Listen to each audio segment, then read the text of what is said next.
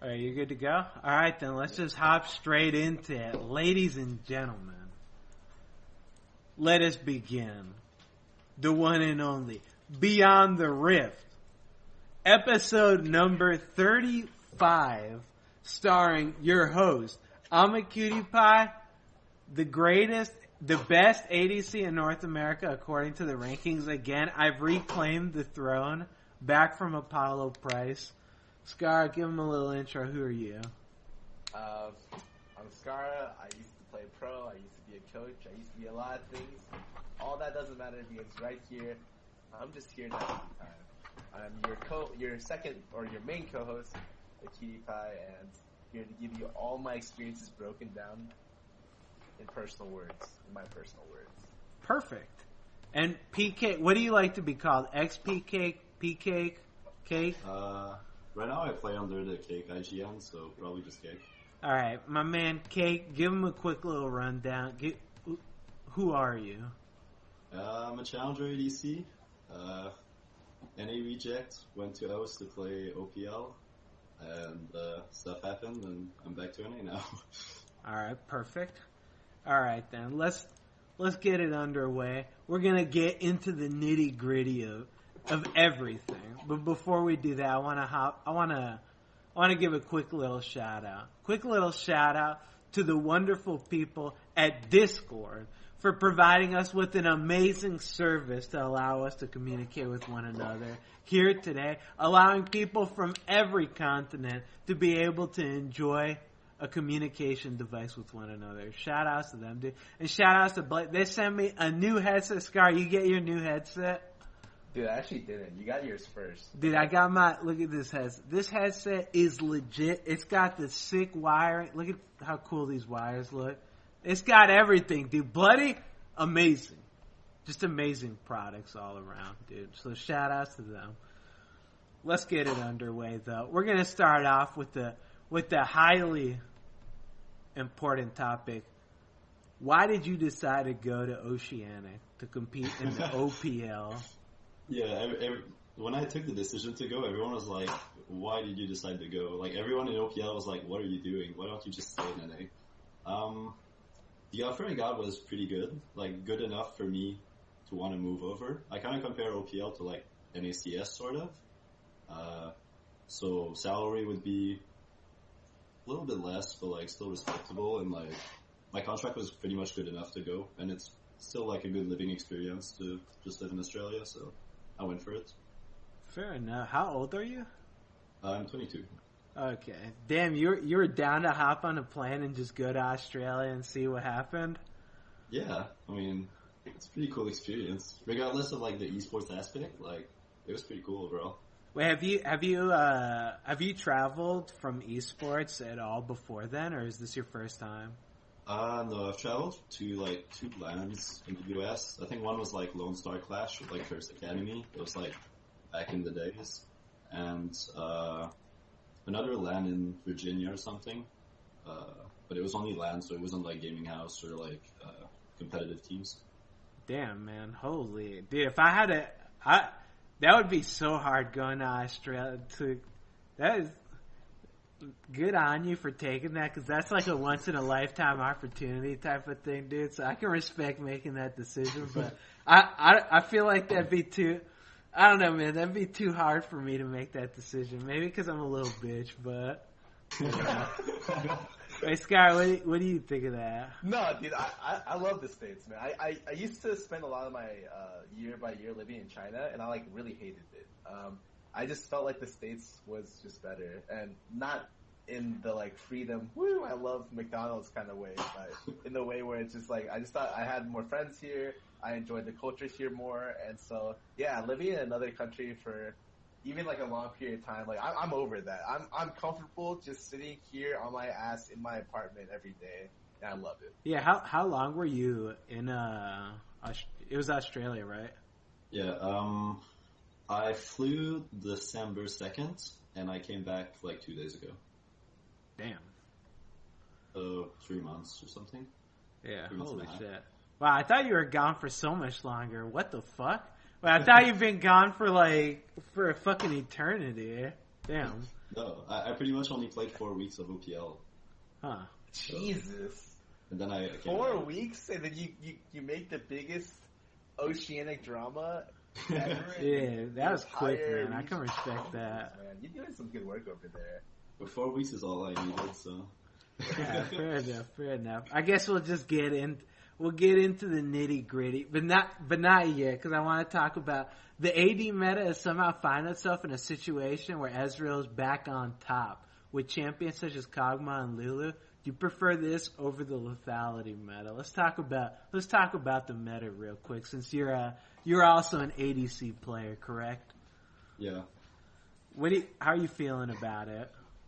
The lethality meta was like the worst meta ever. Like, you couldn't showcase your skills as an ADC in that meta, pretty much. Yeah, I agree with that one. That meta was complete There's no needing to know how to kite, because Jhin fires one auto attack every 2 seconds. Yeah. It's just this champion. Then Ashe, you just arrow pretty much. You're an arrow bot. Yeah, you're just a walking ulti. Yeah, the lethality meta was pretty terrible. What do you think of this one, though? You like this? I pretty much haven't played that much League in the past month because of all the stuff that happened. So I only played for 2 or 3 days. But so far, I kind of like the change from the last patch. I think having champions like Ezreal or Kaelan in the meta that are pretty skill rewarding, I guess. I think that's pretty good for the game. Yeah, I agree with that. The lethality meta, I fucking hated it. Thank God Riot nerfed that shit. I mean, it was only a matter of time until they did it, because I don't think anyone enjoyed that shit. So Wait. From a mid lane assassin player's standpoint, I actually like that meta, because those are the ADs are the easiest for me to kill. Zed ulti of Varus, he's just you know what, dude, I can't do anything. Yeah, but you never even get in range of them. Varus would just shoot you from 3 spins okay. away. The current meta for me is the most toxic one. Legit, a third of my games right now are which team can pick the Kog'Maw, Lulu the fastest, and then stack the Ivern or Ori on top, and then I'm just trying to team fight Ivern, Ori, Lulu, Kog'Maw. Or in the other variant, Ivern, Ori, Lulu, or Karma, Kog'Maw. And I'm just what? What do I do in this situation? Wait, Scar, you think that Kog'Maw is just the best AD right now? No, I just think it's it rewards the ball comp, the old school. This comp didn't exist when the lethality meta was back, so I forgot about it. But this is the comp that smashes split assassins the most, because if you're playing I just got through playing a Fizz game where I'm 7-2 and I can't do anything because they stack 2 or 3 shields on top of the AD carry, and I'm just well, it was fun playing the game for the first 15 minutes, and then afterwards I don't get to play the game. Yeah, and it's also pretty frustrating because if you play against it, you kind of know they outscale. So you have to make stuff happen. They can just sit there and wait and just win the game pretty much. Yeah, Kog'Maw is I agree. He's kind of annoying to play against from an 80s perspective, because there's not many things. I mean, there's nothing that outscales that shit. So it's just a race against time. Even if you dumpster him in lane, if your team fucks up one rotation and you get it's over. Yeah, it's fucking done. If Kog'Maw gets a free kill bot lane when you're top laner, it doesn't respect the fact that he's gonna run his ass down with Storm Raiders. It's just okay, he's dead, and we fucking lost now.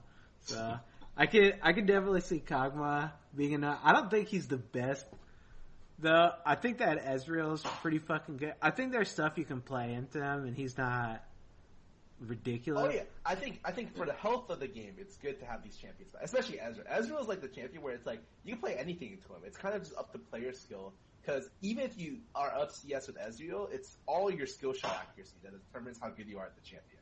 And so if your personal skill on Ezreal is low, I don't care. If I'm playing against a guy who's not that good on Ezreal, it doesn't matter at all. You could even if you're super fed, you could still flub a team fight. But if you're super fed and you don't flub the team fight and you have double buffs or something, Ezreal is the most dominant AD in the game, and I'm okay with that because he doesn't oppress laning phase because he can't wave clear or can't shove, so you could play the full spectrum into Ezreal, and he's okay, but he's still one of the best ADs. I think he's probably the best balance point in terms of who you want on top, if that's possible.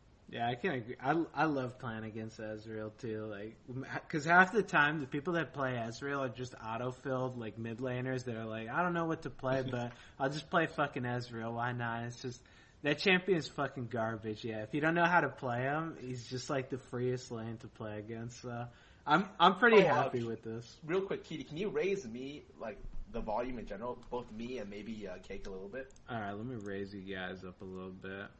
But yeah, I could definitely. This meta is fantastic. Great job on this shit. I would say that the only thing that they can do to top this shit off now is to just nerf ninja tabbies, and like everything's like, great job. You fucking salvaged this shit roll finally. So they do that, I'm happy, man. You guys got anything else on this? Nah, I'm good. All right, then. I think it's the next question you've been waiting for, Kitty. Next question, baby. Talk to us about your time in Oceania, the Tainted Minds fiasco that happened to your team. Okay, so do I just go from the start? You can. Yeah, because some people watching like have no idea. I don't know if Cuties followed the. I saw it. I saw it a little bit. I read a little bit. And the best part about this is like this morning, like Oceania. Yeah. Riot released a news statement, and so like you might as well go in from the top and just TLDR for like a lot of the people here. Pretty much spent all night responding to them. So yeah, so went to OS early December. I'm not gonna go into specifics of like all the single issues that we had because like there's so many of them. So I'll just say that we had like a bunch of issues since we arrived. And for a month straight, like, none of the issues were getting fixed. Like, we tried communicating with, like, the org and, like, telling them, okay, we need to fix this, we need to fix this. Because a lot of our stuff in our contracts weren't getting respected, I guess. So, did that for the whole month of December, nothing would get fixed. So, January, we started going to Riot to, like, ask them, yo, can you guys help us out? Or, like, get a mediation meeting, or, like, because we wanted to try and fix all the issues before the season started, which was probably third week of January. We went to Riot. They weren't really trying to fix the issue, pretty much. They were just kind of stalling. So Riot didn't get anything done in like from the month of January to like mid-February. So then like it's been already 2 months and a half or something, or 2 months and like a week or two that we've had issues. So we just all decided to leave, and we terminated our contract legally with the help of a lawyer. But they didn't accept our termination, and they didn't want to remove us from the Riot database, and they pretty much told all the teams that they couldn't approach us as players because we're still in the database. We gave Riot like all the proofs that our contracts were breached and that we legally terminated them, but they didn't do anything about it. So at the moment we left, it took a month, and after a month of us trying to solve like everything privately, pretty much nothing happened. The organization was like, through email, pretty much they were messaging us and CCing Riot and pretty much lying about a lot of stuff. And then we would give like both Riot and the org proof that they were lying, and still nothing would get done. So after a month, I just decided to go public and like literally say everything. So here we are. Wait, so what was you said that Riot released something this morning, Scar? What was it? They essentially released a like official statement, like a response to all these allegations, and it's so funny because the person who releases the statement is like, the person that is specifically like Cake talks about in his statement that is like the person that's the problem, right? He's like the guy who is like, this is the guy who has ties to the team, and he's the part of the main reason why like stuff isn't happening correctly, and he's the one who released the statement. So essentially, it's a pretty big fluff piece. Honestly, I went over it, and he talks about a lot of situations where it's like we're looking into it. We want to respect players. We do respect players, and like we want to keep like an outstanding organization. We are, and then like it says a lot of stuff. There's a lot of words, but it doesn't say too much. And so, but does it say? Was there any like? Well, was there any action taken or anything like that? Or is it just we'll see? It was pretty much we'll see, and like whenever other Riot or Tainted Minds would like respond to us or anything or do anything public, like the Tainted Minds statement, if you just look at the Tainted Minds statement, it's just a fucking joke. Like, there were medias releasing like articles about all the issues, and pretty much all Tainted Minds responded was like, these players are still under contract, and didn't address like any of the issues. They didn't put any facts or anything. So like, yeah, I mean, that sounds pretty much what I'd expect from like Riot. Like, I wouldn't expect them to actually do anything. Like, I don't know, maybe Scar can. What do you think? Because I wouldn't expect them to actually do it. Like, if something happens, that'd be fucking miraculous. Hey, good job, man. You fucking did it, Riot. But I mean, I think it's just strange to me because I think in North America it would have actually been a problem.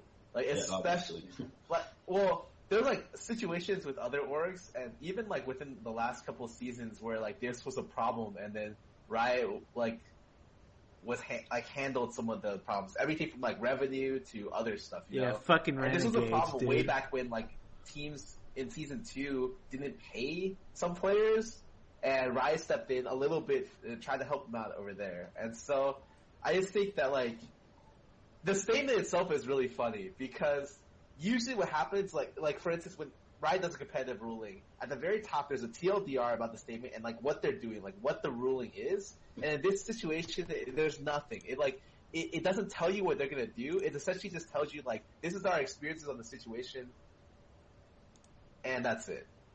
We are in the process of reviewing the circumstances around why the payments were late. That's essentially like the takeaway from this statement. Dude, I don't understand. But if they could fuck Monte Cristo, and like, don't get me wrong, he deserved it. Why not go after Tainted Minds, dude? Right? Like, I'm just saying, dude, that shit doesn't make any sense to me, man. Like, I mean, I read some of it. Like, they pretty much did absolutely nothing for you, right? Like, they didn't. Yeah, like, Jesus, dude. I just don't know how the communications could have gone between you and Riot, whereas like, because how long was it between that you were communicating your like frustrations with your team? Our coach communicated a frustration at first in really early January, and then it took 2 weeks to Riot. It took me to send another email to Riot raising all the issues, and they said, "Oh, it was only the coach sending the issues. We couldn't act on it. Now that the players sending the issues, we can look forward to like solve the problem." Wait, that's such a like, yeah, like that kind of shit's such a fucking joke. Like if they gave me that shit, I'd be like, "Are you fucking kidding me?" Like, dude, if the coach was like, my players are getting fucking beat in the basement and I can't do anything, we can't act on, you're just the coach, dude, sorry about it, you gotta get the players out. Like, what kind of stupid fucking reasoning is that shit, dude? I don't know, I read that shit on Twitter, like, yesterday or whatever, and my heart just like, that kind of shit, that like used to happen back in the day in NA. Like, Scar, you remember that kind of shit, like when it was the Wild Wild West in North America. I remember like specifically situations where like teams would just like not pay players and like all kinds of stuff. It'd be like terrible. Like, these are what we were promised, and then like they sign it and it's like, we lied. And that would be it. Yeah, no. It used to be the Wild Wild West out there. Now it's stabilized a lot better, and I think a lot of the reason why is because Riot's been like, look, if you touch, like Challenger is like a little bit, it's still unstable, but like it's like if you even touch our baby, which is LCS, we will kill you. So no one really tries to mess with LCS. Yeah, I mean, I feel like that's a problem. Like, I mean, obviously they have to like expand, and there'll be regions that are kind of neglected and shit, but I don't know. It just sucks, like, hearing that kind of shit happen, because, I mean, yeah, I guess we just have to wait and see if anything happens to Tainted Minds or whatever the fuck. Aside from Tainted Minds, how did you enjoy the experience in the Oceanic servers, like, playing with Short Race as well as the rest of your roster? I really enjoyed, like, actually, I think the top OPL teams, like the top 3, top 4, are actually pretty decent. Like, they would do fine in NACS and, like, even maybe bottom LCS. Like, if they just get, like, good coaching, like, good infrastructure, like, the players in themselves, I think, have a lot of potential. Solo queue, it was actual dog shit. Like, not gonna lie. Just played off-roll and got rank 1 in like 1 week or something. Jesus. I heard about. I saw you playing Graves. I'm like, wait, he's playing more Graves than he's played AD, and then he's rank 1. Like, I was so confused. Okay, I got rank 1 with Graves jungle and playing Ezreal mid with heal and just all-inning people level 1. Wait, did you run Ignite too? No, just heal so that they would get baited, but like with the fervor stacks, I'd just like walk over creeps and just kill them. That sounds like a fucking nice region, dude. I like that. Yeah, that's... I don't know how I feel about that one, but... I mean, were there at least like 200 people filling out the Challenger ladder? Yeah, but it took like a while for them to fill. Oh, like, really? I think like most of the solo queue players and like...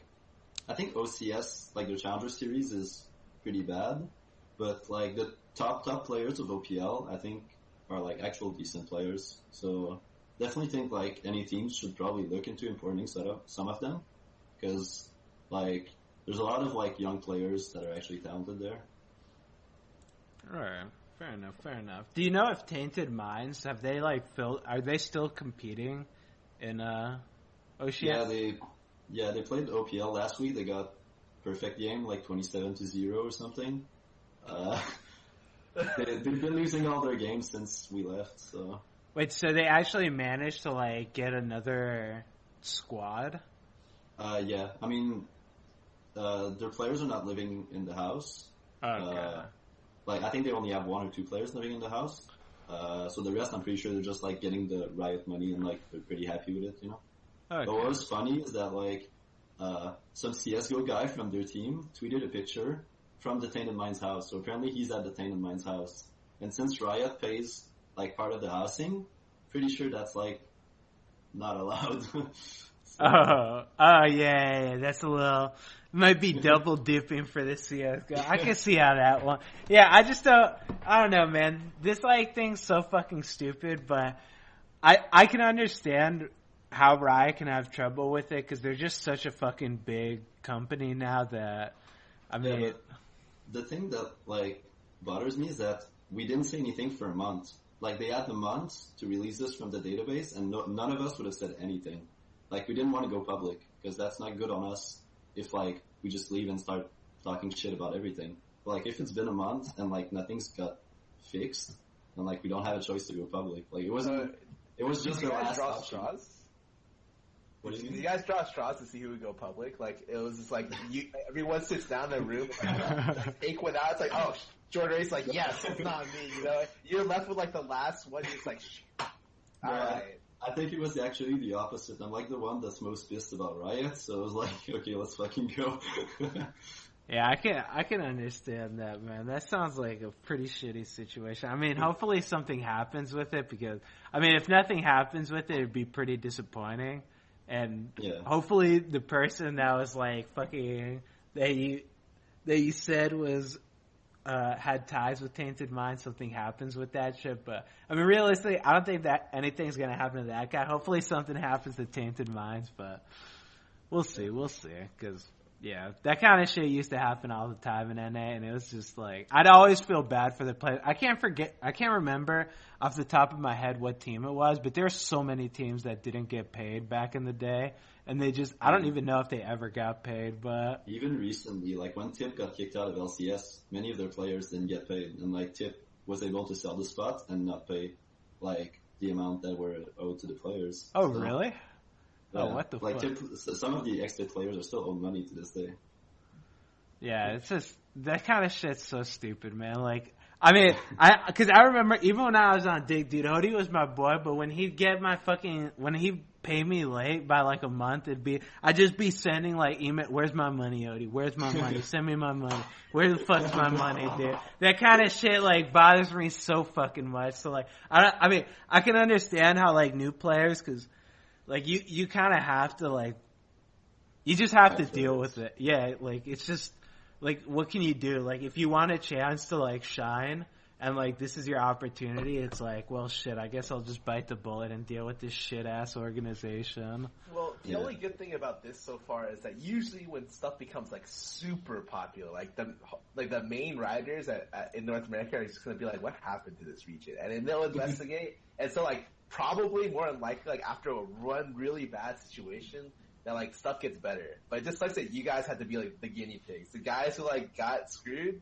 Wait, hasn't Oceanic always been like a Fiasco? Like whenever I see Riot rulings or whatever on Reddit, it's always Oceanic. Is that not like? I don't know much about the region, but is it not like the Wild West over there, just a fiesta? Yeah, I mean, it was their first season with gaming houses as well, so it's pretty much like season 3 in NA. Oh, really? Oh, yeah. Jesus. Yeah, I can see how that'd be. Not the best, man. Not the best. But hopefully something happens with this. Hopefully Riot gives a shit, but we'll see. Scar, you got anything else on this? Nah, I'm good, dude. Alright, let's move on then. Let's go to... We tend to talk down supports all the time on the show, but never really clarify what makes a good support player. What are the good qualities for a support?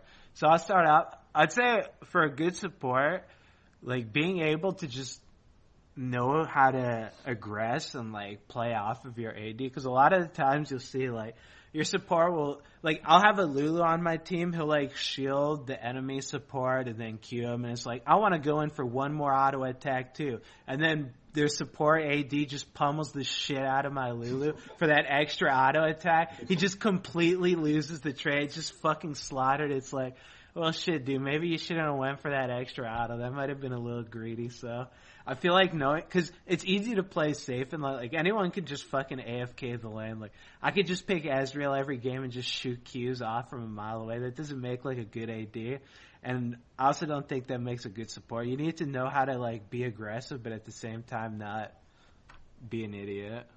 But yeah, you need to like judge when your AD's walking up like past the wave to just like start trading, like to know when like you have to do it as a support, pretty much. Yeah, because that's like one of the worst things in solo queue too. Because in solo queue, I feel like the best play style is like a very like reactive, defensive. You don't want to play too offensive because you have to kind of go off of your support. Like if you go up, like I'll like inch up and it's like, okay, is my support he's not doing anything. All right, let me back off a little bit. I'm gonna go up again. Oh, he's not putting a shield on me or anything. All right, I'll just wait for the next trade. Then like you kind of have to, like you're kind of forced to play with your support. So it feels so good when you have, like when you get a player that knows how to play Karma, for instance, and he's just on their ass 24/7 with like autos, Qs, just shielding himself, just beating them down. It's like, well, shit, dude, I don't even need it, dude. I'll throw some help over here if they try fighting you, but I'll just fucking farm. Like that shit feels great, but you don't get that too often. Scar, what do you like in a support? Before we get to that, like, how often is not too often? In your average solo queue experience, how many 10 games, how many good supports do you get? Good support? Yeah, maybe 1, 2, maybe if I'm lucky. I mean, I don't play AD in solo queue, I just play mid and jungle. Like, that's what I did in OS, because, like, it was literally a waste of time. Like, yeah. If I played passive, I just would not learn anything. And if I played aggro and my support would not walk up, I would just die. And like, since I play super aggressive, I would just like, my Smurf in O's, who was in Challenger, I had 9 deaths per game. I can respect that, dude. So, yeah. Yeah, ADC's like... get supports often. Yeah, ADC is just... Because it's just such an unforgiving role. Like, you can't afford to fall behind. Because if you fall behind the item curve, and let's say, like, their top laner starts getting strong, if you don't have items to deal with that shit, like, if they have a Renekton and he starts getting fucking... He's got his ninja tabbies. He's pretty much God to you now. Like, you're never gonna touch that champion. If you die once in lane, it's just over for you. So you just have to avoid that at all costs. And I don't think it's probably like 2 out of 10 games that I have a support that I'm like, damn, dude, you're doing great, man. I don't even have to do anything. But usually I just, like for right now, I just play Mordekaiser. I just play some brainless shit and I just tell him like, play Blitzcrank. I don't even need you to land a hook. Just fucking stand there and like be threatening. Cause that's like good enough. Cause like with Karma, you actually have to like hit skill shots to be a threat. With Blitzcrank, it's like, oh, he's got hooked. Let me just back the fuck off. I don't want to get hit with this thing. So, yeah, I don't know. I don't play with that many good supports. It feels like, but yeah. Scar, what do you think though? Come on, man. I know you got an opinion. The bot, like the bot lane itself, like, this is so weird. Like, I'm always the type of guy that's like, look, it's my fault. I died there, and like, we messed up. My team's feeding, but like, yeah, maybe I could have played the situation better. But bot lane is the one lane that I go to that I just have like super high expectations for my laning partner, and for no reason. I don't know why. And so it's like, if I go bot lane, I'm just like, oh, Karma missed like 3 Qs in a row, 2 empower Qs and like a normal Q. I'm just gonna be like, this game sucks. Yeah, that's. I can kind of understand why like AD carries and junglers are typically the most toxic roles. No offense, I know it.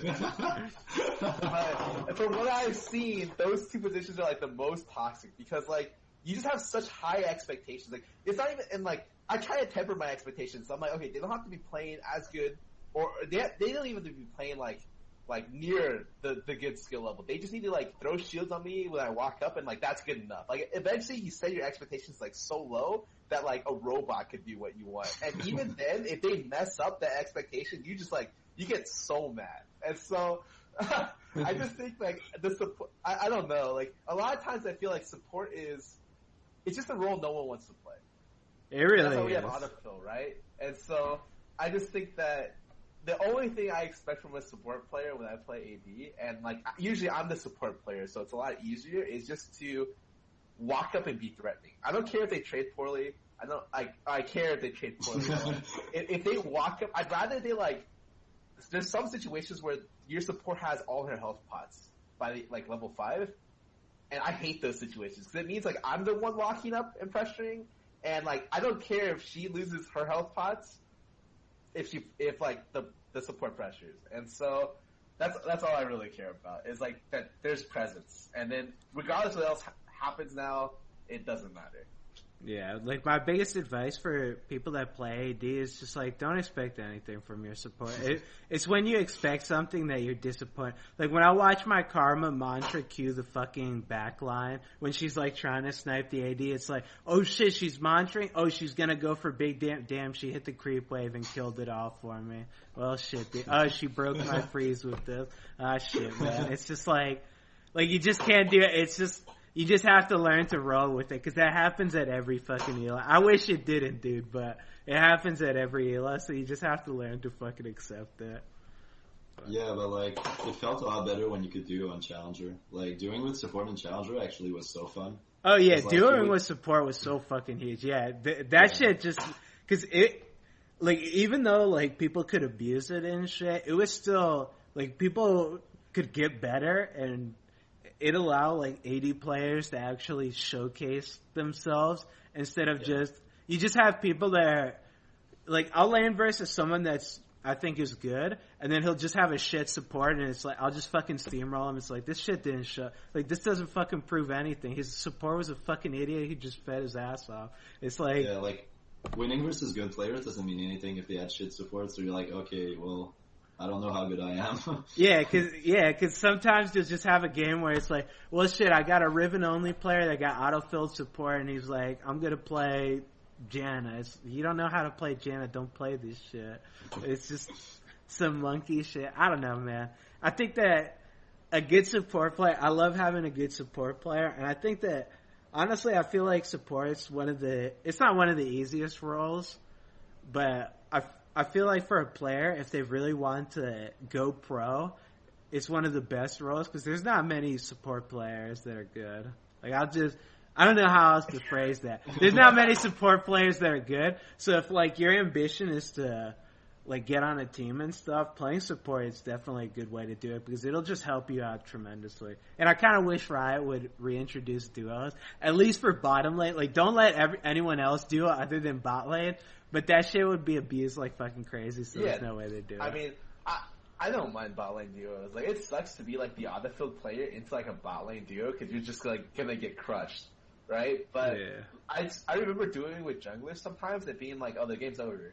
5 minutes, the game's over. Like, their jungler's dead, the mid lane's dead, and we roam to double kill bot lane. The game's over. Like, so like, I think it's just a lot of the fun factor kind of disappeared from ranked. And so I was one of the people, I don't deal with that much in general, but I understand why people play ranked less, because this, like, it's not that enjoyable anymore. Like, you play to like have fun with another person, but when you just play by yourself, like, that's not really a big motivation. Like when you look at a lot of the pro players right now, no one plays because the ladder is bad, and part of the reason why the ladder is bad is it's not fun to just play by yourself all the time.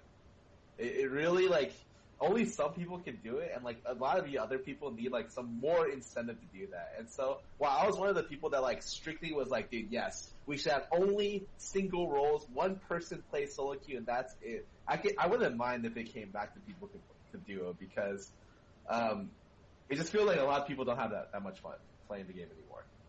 Yeah, I mean, I feel like the reason a lot of people don't play is because people are fucking bad in solo queue. That shit's fucking frustrating. Like, I know if I play, dude, any role you play, like, every role is relying on someone else. Like, if you play jungle and your mid lane's a fucking idiot and then you just get invaded on by their mid lane, it's like, come on, dude. If you play fucking mid lane and your jungler's an idiot, he gets killed on a gank, and it's just like, the fuck do you want me to do for you? Bot lane if you get monkeys, top lane if you get monkeys. Like, every role is pretty unenjoyable solo. And, like, for a lot of people, it's so hard to, like, for me, I just expect nothing from anybody. When people just start feeding their ass off, like, unless it's just, like, so astronomically stupid that I can't even comprehend it, like, sometimes I'll admit, like, sometimes it's just, like, how... Like, Blitzcrank will be face-to-face. Someone's against the wall. He'll miss the hook. It's like, just, like how can you miss that? You don't even have to throw it. You just fucking walk up and power fist them. But, I don't know, dude. Yeah, solo queue, it can be pretty frustrating. So I can understand.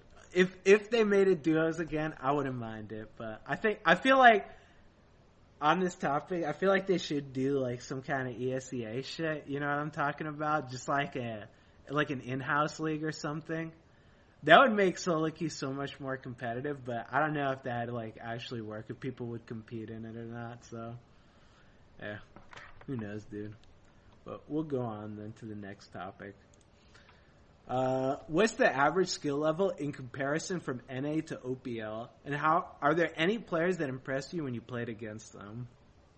In terms of skill level, well, as I said, it's pretty much like, I consider OPL as like probably top NACS, bottom LCS level, because they don't have infrastructure, and I think they could be kind of competitive in LCS if they had like coaching, like qualified coaching staff and like actual resources to play the game, I guess. Players that impressed me, I think Tainted. He's a top laner. He was a top laner. He's like 17. He was pretty much like a fresh solo queue player. Almost no competitive experience, and I think he's been doing pretty well. Like, his macros improved a lot, and I think he's good. I think Lost, who's the ADC for Legacy, I think he's like a pretty strong player. He's just like an all-around really good player. He's young as well, so those two players I think are really good. Anyone in solo queue impress you? You say solo queue is just a fiesta? Most of the time, if you're good in solo queue, you get picked up pretty fast. At the start of the season, Only got rank 1, and he got on Tainted Minds after we left. So, and he's like, I think, a pretty good jungler, so happy for him. Alright, so you think OPL's like, they're not god-awful, they're pretty decent. I mean, the top of OPL is not god-awful. The bottom of OPL is god-awful. Like, if, I'm saying, like, if you had to, like you said the top of OPL, they could be like bottom NALCS or like NA Challenger. What would you say like the bottom tier of it is? Probably wouldn't pass first round of open qualifiers for NACS. Holy There's a lot of people that didn't pass that. CLG Black, right? Yeah, they didn't CLG pass Black. that? Come on, man. That's fucked up. Hey, wait. What's the shout out to your boy Shorter Ace, man? I want to hear more about him, actually. He went with you to your team. You guys, I thought you guys were like the tag team duo. What happened? What do you mean? What happens? I guess the question doesn't tell you. Like, I was just curious. Like since it was part of the reason why you like wanted to join the team because of him as well. Yeah. Like, we came to OS as a trio. Me, Inero, and Shorter Ace. If the other two people wouldn't have signed, or like even one of them wouldn't have signed, I wouldn't have gone. Ooh. Wait, so what are you guys trying to like join a team as a trio still, or are you just gonna try to do your own thing? I mean, we've got to get out of the database first, but I definitely would like to work with them again. And even with the OS players that were on the team, every single person on the team, even the manager, things were going really, really well before internet issues and a lot of stuff happened. I think we would have been really competitive and we could have been fighting for the spotted world. So wouldn't mind playing with any of these players again. So you think the team was really good? It was just the organization just failed you? Yeah, the team was competitive. We were our main scrims partners were Legacy, who's the best team, and we were improving really fast against them. So I think we would have been a really strong team. All right, fair enough. Then let's go on. Next topic. Why is the only time we hear about Oceanic is when someone or some team from the region is getting a competitive reeling? I don't know, honestly. Even if you watch the viewership from OPL, it's from 1K to 4K. So... Wait, it's really that low? Yeah, it's that low. There's some games where there's 800. It's... Wait, when does it get streamed? In NA time? Oceania is 16 hours ahead of NA. So I don't know how it exactly transfers into hour. I just got back, so I have no time. No idea. Okay. I don't think I've ever seen that shit on. So it makes sense because I don't think I've ever seen that. So yeah. Does it work how's the how are the matches? Is it double? Is it best of 2, best of 3, or what? It's best of 3. There's 2 groups of 4. You play your group twice and the enemy group once, and then top 5 team makes a bracket. Or a gauntlet type of thing, so 5 plays 4, 4 plays 3, etc. So. Okay, so it's kind of like the European thing, except without choosing or whatever. It's just 2 separate brackets, and then they meet up. I don't follow you, so I have no clue what their format is. It don't fucking matter. No one gives a shit about Europe, anyways, dude. It's all good. Let's be honest, man. But okay, I can understand why, because I'm pretty sure that shit turns on at the middle of the night. So. It's about Korean time, I think. It's maybe a few hours earlier in Korea. Oh wait, so that's brutal. So the choice is to watch SKT or to watch. I think it's before. So usually when we finish streams, OPL is on. So LCK is on. Yeah, so then it's in the middle of the fucking night. Because when I start streaming, at 7 my time is when LCK is finishing. So if it's before then, that shit's on at 1 o'clock at night. Probably, yeah, something like that. That's a rough time zone. Do people in Australia really follow the LCS? Is there a big following in that region, or for LCS or OPL? Or for OPL? Not that much, to be honest. Apparently, they follow more LCK and NA because for time zone, apparently it's better for them. Oh, really? So usually when you wake up, NA is on, and after scrims or during the night, it's LCK. So. Damn, dude, they don't even support their region? Come on, man. Come on, Australia. That's fucked up, man. Wait, do they have how are the games? Are they in a studio? Can people come over, or is it just it's a studio, but there's no live spectators. It's pretty much like LCS in Season 3. Okay. It's the same thing. Oh, there's no live spectators. Oh, that kind of sucks, yeah. I mean, they have problem getting viewers on Twitch, Yeah, I guess that's true. I don't know, man. I figure some people might want to, hey, let's go out for a night on the OPL, or I don't fucking know. A night on the OPL?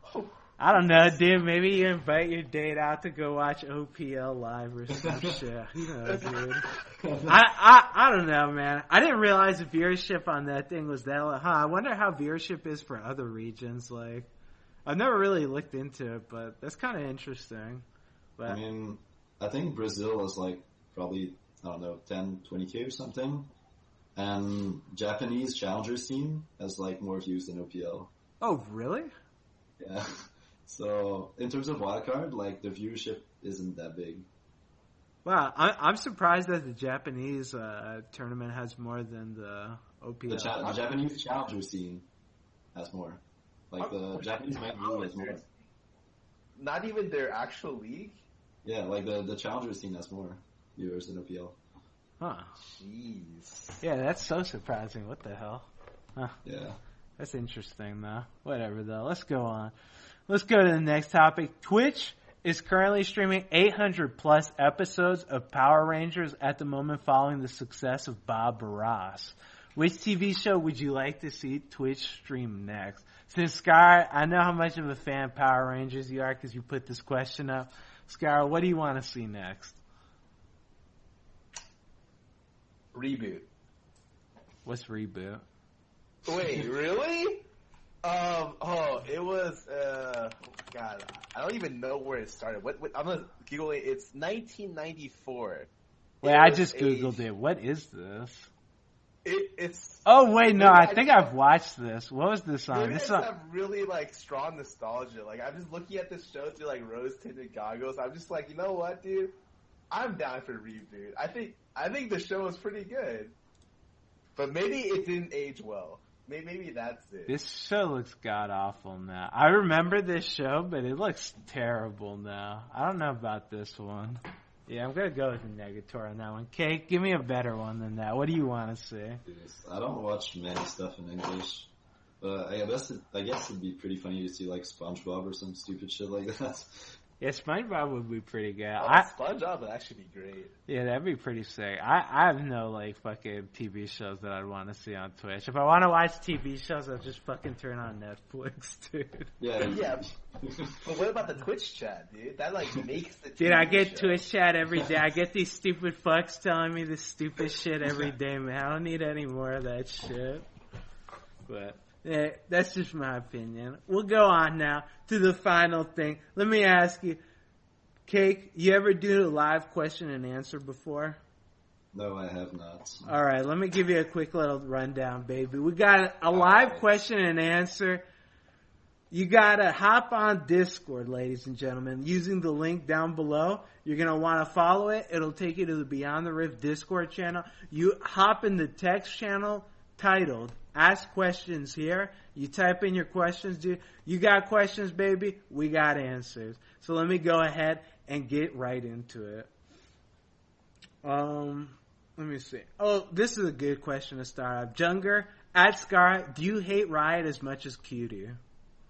Oh, what? I don't think it's possible, dude. Cutie hates Riot.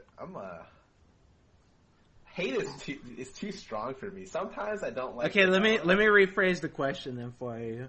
So at Scar, he says, Scar, is the money that Riot's paying you because they keep using you for the fucking broadcasting enough to make you say that you don't hate them?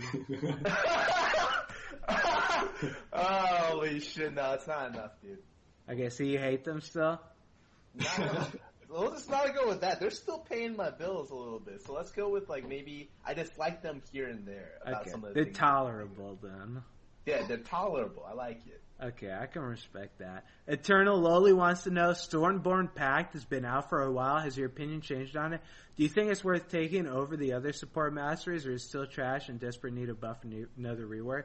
I think that mastery sucks, in my opinion. Like, I don't think it's good on support, because I'd much rather, if I had a tank support, they take Courage of the Colossus, because it lets them, like, tank more. Like, the stupid rune that they put on people, it heals me for, like, 10 health. I don't care about 10 health over 2 seconds. That shit's not saving me from anything. And it's not going to make my trade magically better. So, I don't think that it's good for support. I think that it can work in junglers, because 5% life's a fucking lot of life. If you're just, like, immediately stacking health. And with Cinderhulk, it's even more health. But for supports, I don't like it. What do you guys think? I think it's okay. I haven't tested out, so I don't really know. Oh, okay. I think it's okay for stuff like Kench. You like it for and Tom? Olaf. And I think about the supports, I'm just like, I like them on some junglers, but that's like not what the question is. I don't know. I think it's a keystone that enables certain champions to have very bad keystones to see better play. So I think it's okay. So like, but that's about it. Like, it makes Olaf like have a keystone he'd want to take.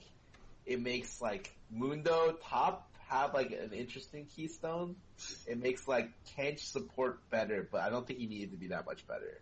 So it's like it unlocks like maybe like 3 to 6 champions, and then it even with I say only that's still better than the old Bonus Stone. So I guess they did a better job. Yeah, Bonus Stone's fucking useless. I don't think anyone needs to take that thing. So we'll go to the next one. Chris at Scar, with the 7.5 nerfs of LeBlanc and Rise, do you feel the meta will shift to Vlad and Swain being top tier mid laner? I've seen so many fucking Vlads, dude. Like every It's not game. Swain, but Vlad. Yeah, Vlad's making a strong comeback because everyone's playing Ahri right now, and Ahri and people are starting to pick up like Victor, and Vlad does really well. And Vlad was the original Ahri counter pick. Before when Ahri was like as strong as she possibly could be, Vlad just like dumpstered her, and so. Yeah, I've seen a ton of Vlad recently, and he's really obnoxious. And he's really good with like the current like support meta, where you throw an Ivern shield on him, and you throw like a Lulu speed up with like a Lulu E on him, and he just like dives the backline in 2 hits to the AD. So yeah, Vlad's pretty annoying. I think Ori is just God right now. So Ori, Ahri, are like Jace, Vlad are like probably the top picks in mid lane, with like a couple that I'm missing. Can't think of off the top of my mind. Alright, fair enough. Joe wants to know, at xPecake, and my man Cake, who's the better ADC, QD, or double lift? Eesh. That's a rough one. That's not rough, dude, if you look at the ladder. Alright, Cutie. Alright, Cutie, there you go, man. There's your answer, Joe. Hope that one satisfies you. Steve, how come you say that there's no huge skill gap in LCS Pro play, and it's all team-oriented, but when Double Lift joined Team Liquid, you said there would be a 5th place team? At Scar. He's just gonna at you, dude, after that one. Wait, what was the first part of the question? You say there's no huge skill gap in LCS Pro play, and it's all team-oriented, but when Double... I didn't say that. wait. Someone quote me on, like, someone, like, bring me back. Like, even if I did say that, like, I probably had a longer explanation, but I said it as, like, a one-off statement. Like, I think team play is super important, but, like, there's like, a gap for individual skill as well. Like, I'm not gonna be, like, you know, Arrow to, like, the last place AD carry in the league are, like, the same player. Like, that's just not true. It's like, be like saying if, like, Fakir could, like, be comparable to like the last place person like in a challenger or some shit like that. Like, I don't think I've ever said that. I just think that teamwork is way more rewarding than individual skill is at the moment. But it doesn't mean that you can't shine individually. Yeah, like I've said that in LCS, like team play is like the most important thing. But there's like top 6 teams, team play is important. For everyone else, it's just like who can out-mechanic the other one, because they're all fucking awful, and they're like, it's just a fucking fiasco. Like, there's no team play at that point. It's just about like being able to just not get fiestaed. So I mean, I feel like Double Lift joining TL, like even though individual skill isn't like what's gonna take you to the top, like you can't just get fucking the best team in the world off of solely individual skill, because you have to play as a team to be the best. Like, you could definitely climb LCS ladder if you're better than your opponent. Yeah, but I think it's not like through Double Lift individual skill that it's gonna matter. It's just like the way he works with a team, I think, is like gonna matter a lot more. Yeah, like the way you work with, like, I stress it every time, like, team play in competitive is the most important thing. It doesn't matter if you're like the world's best fucking mechanical player. If you're just a shitty teammate, you don't say anything, you're just a fucking vegetable that just stands there and like doesn't communicate anything, you just do your own thing, you're gonna fucking lose every game, because you're just gonna get 2-man when they're like, this fucking idiot's off on his own, he isn't communicating anything, and it just doesn't matter if you can like outplay stuff, because you just get clapped. So I mean, I think Double Lift will definitely help TL. I mean, hell, they can't get any worse than Youngkin. So, yeah, like, I definitely think it'll help them, but, yeah, we'll see.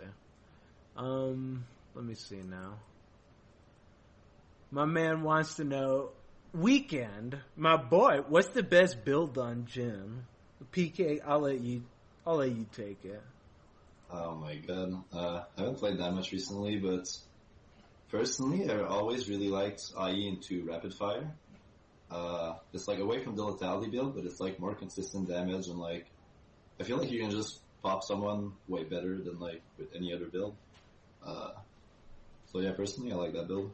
Yeah, Crit's been making like a pretty decent comeback on Jin. I feel like either one of them work, Crit or Lethality. It really just depends on what you're looking to do. Because with Crit, you have to be getting... Like with Lethality, like the reason I hated Lethality, it's just so damn... Like you don't even have to auto on Jin. Just fucking stand in the back and just ult W. And as long as you land your abilities, like you contributed all you need to in the team fight. But... I like Crit a lot because right now everyone's building armor, so you need the DPS. And even though Jin's not the greatest DPS, he can still burst people hard with Crit. And I mean, he DPS is still pretty decently, so yeah, I think it just really depends on what you need out of the Jin. But yeah, I also think like Lethality build is like lower econ build compared to like IE and shit, so certain situations it's better. Yeah, it's a lot easier to build into, definitely. Let me see. My man wants to know, Alvaro, what are your thoughts on 10 bands coming over to ranked play? I'm all for it, dude. I can't wait for that. I thought that they fucking put that shit in immediately. What happened? It's a fucking joke, dude. Yeah, I wanted it now. Like, I don't want to play against Lulu Cog every game. I can only ban one, and then my teammate can only ban the other, and then Graves Rengar every game. So... I don't care if like mid laners get banned. I just want some of the super strong stuff that's annoying to play against in solo queue easily taken care of. And then people will start complaining less because you give everyone a ban, right? So there's no power to like the bottom three in terms of bans. Everyone just gets something they want to get rid of off the table. Yeah, I think 10 bans would be great. Abraham, if you had to play with one support player for the rest of your life, who would you choose at Cutie and Cake? If I had to play with one support player for the rest of my life, I have no idea, dude. I don't think I could just like, I don't know, if I had to play with one, it'd have to be with someone that I've like played with a lot already. I can't just be like, I'm just gonna pick like some fucking random dude off the top of my head. Like, I haven't played with a support duo, so I couldn't pick one. Cake, who would you pick though? I'm hesitating between Lemon and Cake and Ken. You want Lemon or Execution or Ken? Yeah, like I've been playing a lot with those two for the past like 2 or 3 years. I think they're both like really smart player and like they know how to think outside of the box, I guess, which is something I think is like really good as a support. But I don't know which one I would choose, man. Hey, come on, dude. You gotta pick one. Pick one, man. Well, Lemon's already got Altec, dude. You gotta... Alright, I'm with Ken then. Alright, fair enough. I actually love Ken. He's great. He's actually super funny. Wait, didn't he used to be on your team, Scar? Yeah, for like a small period of time, and then he chose another option. And then... Oof. And then we got our AD carry banned for toxicity. So we just had like a completely... We had our like top lane switch to support, and then like our AD, we picked up like someone from... the solo queue ladder like the last week of before our qualifier match, and I was just like, well, that was actually against me. I remember losing to. We lost the 6th day, and then the day after he got banned. Holy shit! Yeah, that was just, I guess, unfortunate for us, dude. Yeah. Toxic AD carries, man. What can I say? That's the classic right there. My man Ven, for the final question, Ven wants to know. We'll close it with this. Do you think trash talking is healthy for the professional scene, or is it something that should be left in solo queue? I feel like trash talking, it definitely makes it more interesting. Like, it just, without trash talk, it's like no fun. Like, there's no, I feel like for the pro scene, like, obviously high skill gameplay is important and shit like that, but like ultimately people watch because they want to be entertained. And, like, that kind of trash talking is, like, entertaining. Like, when Double F try to trash talk me. I mean, it was entertaining because it was so cute because I humiliate his ass every time I play against him. And, like, he's like 200 points below me on the ladder. So it's just like, it's like funny. Like, this guy's a comedian, dude. Like, he's a really funny guy. Like, people like that kind of stuff. So I feel like trash talking is pretty healthy for the professional scene. But, Scott, what do you think about it?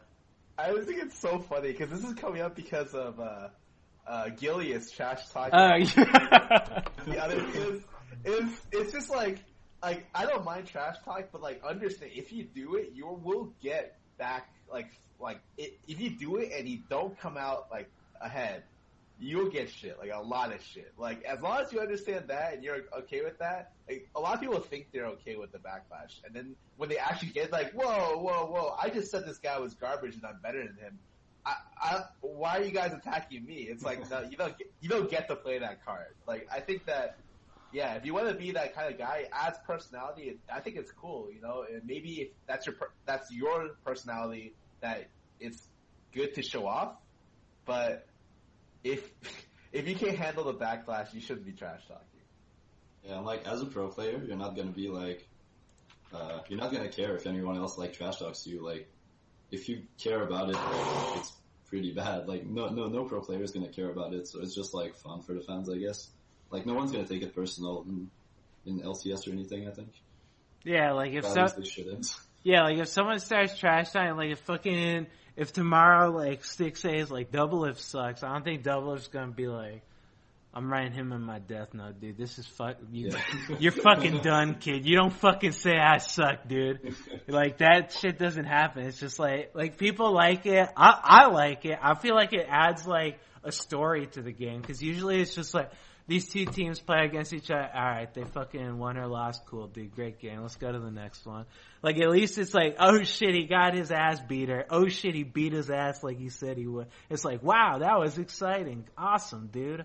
So the best thing is like Ryan knows this stuff. So like when you're doing like the pregame questions, like they'll try to word the question to where like you'll get a good response. So it'll be like, oh, Doublelift. So your biggest rival Keith from Echo Fox, you're playing against him today, and you've talked to him about how he's way better than you. What are your comments on the matchup? And Doublelift will get like red in his eyes and get so outraged. He'll be like, me against Keith, dude, I'm like 20 times this guy, and he'll just go off, and Ryan would just be like, yep, we did it, dude. It's so easy. Yeah, Ryan's so good at baiting, dude. They do that shit all the time. I remember, they'd always be like, you talk so highly of this player. It's like, no, I don't. I think he's horrible. And then they'll just they'll cut the beginning part of it, and it'll just get the part where I think he's horrible. And they'll just play that clip, and it's just like completely out of context. It's like, come on, man. But that's that good shit, dude. That's what Ryan needs to do more of, because it definitely makes the scene more interesting. So I'm all for it. Good shit on that. But anyways, dude, that's gonna conclude today's episode of Beyond the Rift. So thank you. Let me thank my friend Cake for joining us today. Thanks for being here, dude. If people want more of you, where can they find you? Cake Lol _ on Twitter, and twitch.tv/cakelol _. I'm probably gonna stream like soon, I guess. Alright, fair enough. Scar, thanks for being here. If people want more of you, where can they get it? Scar on Twitter, Scar on Twitch. I'll be streaming right after the show, so if you want, swing on by. If not, no big deal, dude. Have a nice day. Alright, and you guys know where to find me. I'll be here all day, every day. Make sure to tune in next week, same time as always, for the next episode of Beyond the Rift. We'll catch you on the flip side, ladies and gentlemen. Have a good one, and we're out now. Goodbye. Bye. Peace. All right. Perfect, dude. Way to go.